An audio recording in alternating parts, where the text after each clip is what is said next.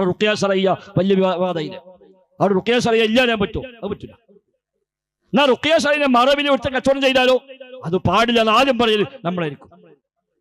റുഖിയ ശർഇയ്യ ശർഇയ്യായ മന്ത്രങ്ങൾ അല്ലാഹു റസൂലും പഠിപ്പിച്ച പ്രമാണത്തിൽ സ്ഥിരപ്പെട്ടു വന്ന മന്ത്രങ്ങൾക്കാണ് റുഖിയ ശർഇയ്യ എന്ന് പറയുക. അത് ഒരുത്തൻ നിഷേധിച്ചു. റുഖിയ ശർഇയ്യന്റെ പേര് കുറെ പരിഹാസം കൊണ്ടുവന്നാൽ റുഖിയ ശർഇയ്യ ഒന്നും ഇല്ല, നമ്മളതൊന്നും ചെയ്യാൻ പോകുന്നില്ല എന്ന് പറയോ? ഇല്ല, റുഖിയ ശർഇയ്യ ചെയ്യാം, അതെല്ലാവർക്കും ചെയ്യാം, അതെല്ലാവർക്കും ചെയ്യാം, ഒരു പ്രശ്നമില്ല. അത് മന്ത്രങ്ങളാണ്, ശർഅ അംഗീകരിച്ച മന്ത്രങ്ങൾ. റുഖിയ ശിർക്കിയയോ ശിർക്ക് ഉൾക്കൊള്ളുന്ന മന്ത്രങ്ങൾ അത് ആർക്കും ചെയ്യാൻ പറ്റില്ല, അത് ആരും ചെയ്യാവുന്നില്ല. ഇനി ആ റുഖിയ ഏർപ്പാടാക്കാൻ പറ്റുമോ, കച്ചവടാക്കാൻ പറ്റുമോ, അത് ജീവിതമാർഗാക്കാൻ പറ്റുമോ? പറ്റൂല. ഇപ്പണ്ടല്ലോ യൂട്യൂബ് കേട്ട് പുസ്തകത്തിനെതിരെ ഓരോന്ന് വിളിച്ചു പറയണ കുര്യാട് ഉസ്താദ് മൂപ്പര് ഏർപ്പാട് തുടങ്ങിയപ്പോ ആദ്യം പറഞ്ഞാൽ ഞാൻ മൂപ്പര് ചെയ്യാൻ പാടില്ല, നിന്റെ ഈമാൻ തെറ്റിപ്പോകുന്ന ഞാൻ ഫസ്റ്റ് പറഞ്ഞു. ഈ വഴിക്ക് പോയാൽ നിന്റെ ഈമാൻ തെറ്റിപ്പോകും. കാരണം ശൈത്താനുമായി ബന്ധപ്പെട്ട കളിയാണ്. ഈ കറാമത്ത് ചർച്ച ചെയ്യുമ്പോൾ തഫ്സീർ റാസിയിലൊക്കെ സൂറത്തുൽ കഹ്ഫിന്റെ വ്യാഖ്യാനത്തിൽ 12-ാമത്തെ ആയത്ത് വിശദീകരിക്കുമ്പോൾ തഫ്സീർ റാസി ചർച്ച ഉണ്ട്. കറാമത്ത് ഉള്ളവനാണോ കറാമത്ത് ഇല്ലാത്തവനാണോ ഔലിയാക്കൾ അഫ്ളൽ എന്ന് ചർച്ച ഉണ്ട്. കറാമത്തുള്ള വലിയാണോ കറാമത്ത് ഇല്ലാത്ത വലിയാണോ അഫ്ളൽ? അവിടെ ഫഖ്റുദ്ദീൻ റാസി റഹ്മത്തുള്ളാഹി പറഞ്ഞു കാണാം, കറാമത്ത് ഇല്ലാത്തവനാണ് അഫ്ളൽ. കാരണം കറാമത്ത് ഉള്ളവനെ ആ കറാമത്ത് വെച്ച് ശൈത്താൻ പറ്റിക്കാൻ സാധ്യതയുണ്ട്. എനിക്കൊരു കറാമത്തൊക്കെ ഉണ്ടായി, ഞാൻ വലിയ ആളാണ് എന്ന് തോന്നൽ ഉണ്ടാക്കി കൊടുത്തത് പോലെ പഠിപ്പിക്കാൻ നോക്കും. അതുകൊണ്ട് റാസി റഹിമത്തുള്ളാഹി അദ്ദേഹം പ്രത്യേകം പറഞ്ഞു,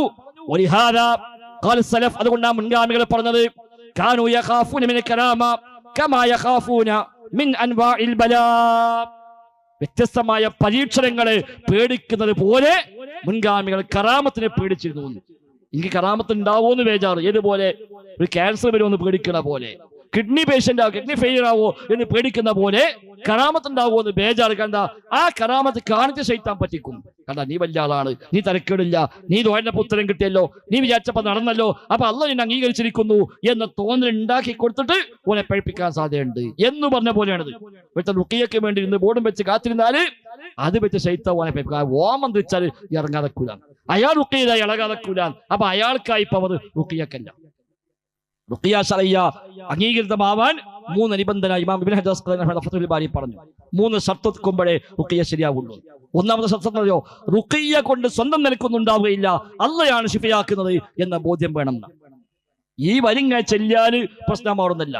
ശിഫയാക്കുന്നവൻ അല്ലാഹ്, അത് അള്ളാഹു നിശ്ചയിച്ച ഒരു സബബ്, ഒരു നിമിത്തം മാത്രമാണ് ഈ പ്രാർത്ഥനകൾ, ഈ മന്ത്രങ്ങൾ. അപ്പൊ റാഖിക്കോ ഷർത്തുണ്ട്, റുഖിയ ചെയ്യുന്ന ഷർത്തുണ്ട്.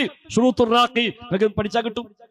റുഖിയ നടത്തുന്ന ആൾക്ക് ഒരു ഷർത്തുണ്ട്, അയാൾക്ക് തോന്നാൻ പാടില്ല ഞാൻ റുഖിയയിലായി ഇറങ്ങുന്നു, അല്ല ഓ റുഖിയ അത് പുള്ളി വീഡിയോ പകർത്ത അത് നമ്മൾ ക്ലിപ്പൊക്കെ കണ്ടോ, ഞാൻ ഓതിപ്പടെ ഇളകി, ഞാൻ ഓതിപ്പടെ മാറി, അടങ്ങിയപ്പാട് സുഖപ്പെട്ടു, ഇത് 4 ആൾക്ക് ഷെയർ ചെയ്ത് കൊടുക്കുക, അതുകൂടി കഴിഞ്ഞു. ഇത് റബ്ബിലുള്ള പ്രാർത്ഥനയാണ്, റബ്ബിനോടുള്ള മന്ത്രങ്ങളാണ്. പടച്ചറബ്ബാണ് ശിഫ നൽകുന്നവൻ.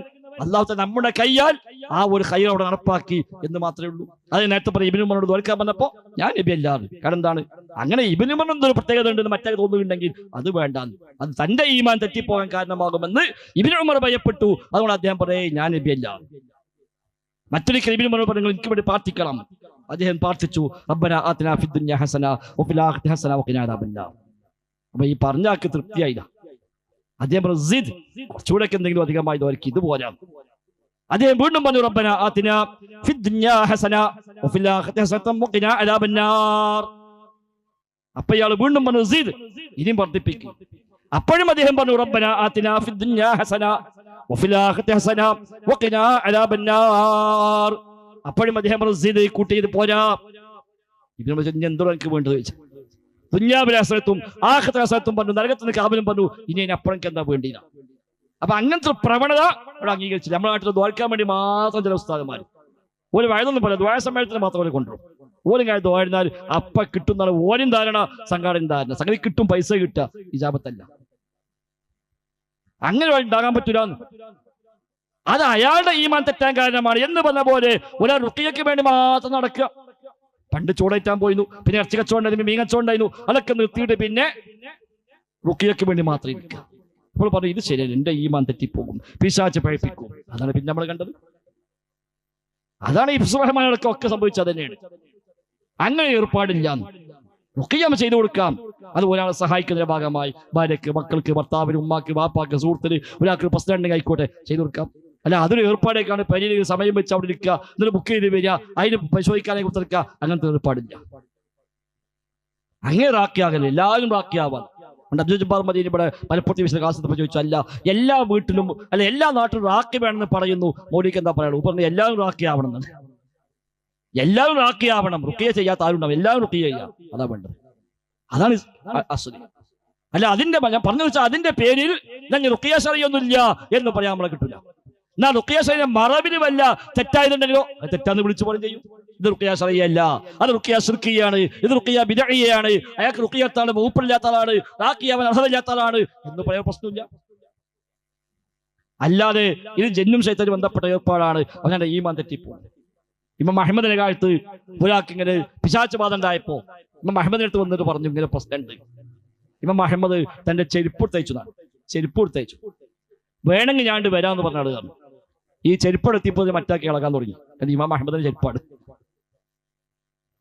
ഇമാം അഹ്മദ് വേണമെങ്കിൽ വരാന്ന് വിടേ വേണ്ട വെന്റെ ഞങ്ങൾ ബന്ധിപ്പിക്കോളാം, അതോട് ഇമാന്റെ പ്രശ്നം തീർന്നതാണ്. അത് ഇമാം അഹ്മദിന് അതിനനുസരിച്ച് ഈമാനും തക്കവയും ഇൽമൊക്കെ ഉണ്ട്. അത് കണ്ട് നമ്മൾ ചെരുപ്പ് തയ്ച്ചാൽ ആ ചെരുപ്പ് തൂങ്ങി കൊണ്ട് വരും. എന്നാ അന്നെ കാണിച്ചു തരാന്നിട്ട് ഇത് നമ്മൾ മനസ്സിലാക്കണ്ട. ഇബ്നു തൈമിയ്യ റഹ്മത്തുള്ളാഹി അങ്ങനെ ചെയ്തില്ല, ഇബ്നു ഖയ്യിം അങ്ങനെ ചെയ്ത് വെച്ചിട്ട് ഇബ്നു തൈമിയ്യ നമ്മൾ ഇവിടെ കിടക്കുന്നു. അവർക്ക് അതേ ന്യായങ്ങൾ ഉണ്ടാകാം, അവർ അതിന് മാത്രം ഇൽമും ഈമാൻ തഖ്വയും എവിടെ റൂട്ട് മാറാ എല്ലാം കൃത്യമായി അറിയുന്ന മനുഷ്യന്മാർ. നമ്മൾ ഒന്നുമില്ലാത്തവർ, ഖുർആൻ പോലും മര്യാദയ്ക്ക് ഒന്നും അറിയാത്തവരാണ് തെറ്റെടുക്കുന്നത്. അതൊന്നും ന്യായീകരിക്കാൻ വകുപ്പുള്ളതല്ല, അതൊന്നും റുഖിയ ശറിയ എന്ന് പറഞ്ഞിട്ട് കൊണ്ടുപോകാൻ പറ്റിയതുമല്ല.